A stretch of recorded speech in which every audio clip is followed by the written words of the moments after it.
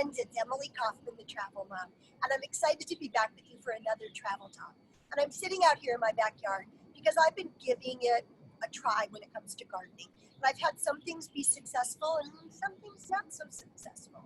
So I'm really super excited to be talking with today's guest, Tracy Rhodes. She's a horticulturalist at the Desert Botanical Gardens. Hey, Tracy. Hi, welcome. Thank you. Where are you?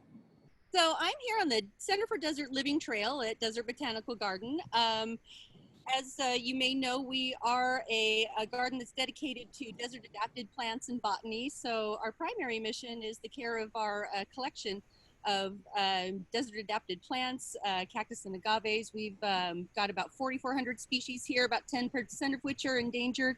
But another mission is to engage people with plants here at the garden. And that's what the Center for Desert Living Trail is really intended to do. So we're excited with all the people who are wanting to get into gardening now that they have a little extra time in their hands. We're here to help them know how.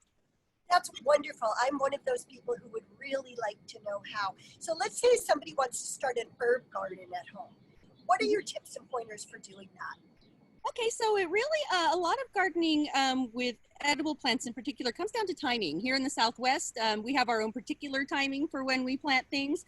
We're coming up on sort of the prime of our warm season where we've already gotten a lot of things in the ground and are just cultivating them. But one thing we can still put in that's popular with a lot of people is basil. Basil loves our heat, it loves summer, and it's something a lot of people enjoy cooking with. So that's certainly one you could pop in right now from seed or transplant. And, you know, just kind of making sure you've got a really rich soil with a lot of compost and nutritional elements in it, keeping it nice and evenly watered. Deep waterings are very important because you want the water to go down where the roots live, which is about 6 to 12 inches under the soil surface. So light watering sometimes don't do it. You know, it's better to water deeply and just make sure they have lots of sun. Most of our herbs are sun lovers. You know, they come from the Mediterranean or other places that are very warm and dry. So yeah, just giving them good nutrition, good sunlight, deep waterings, and knowing what time of year is best for your area to plant in. Well, that is something that I was not aware of, how deep the roots are and that you need to deep water like that.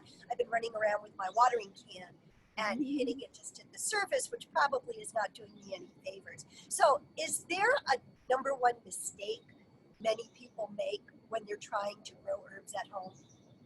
Yeah, I think honestly, watering can be a really tricky issue. A lot of people, like you say, they like to go out every day and just maybe take a watering can or a watering wand and just kind of do a quick little pass. And a lot of times what's happening is that water is not sinking in. It's just kind of rolling off the surface. So it's very important to kind of aim for a lower, slower watering schedule that gets water down in there, and then to kind of back off and see how long that water remains. A moisture meter that you can get at any of your big box nursery stores can be very helpful just to kind of let you know when it's time to water. Just kind of developing a feel for that, the cycle that your particular garden requires can make a big difference.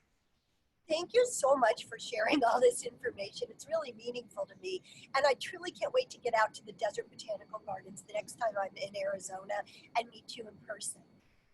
Oh, we would love that. We love our visitors. We miss our visitors, and we're always looking to engage with anybody that wants to come check us out. Awesome. Well, thank you for sharing your tips and pointers. My pleasure.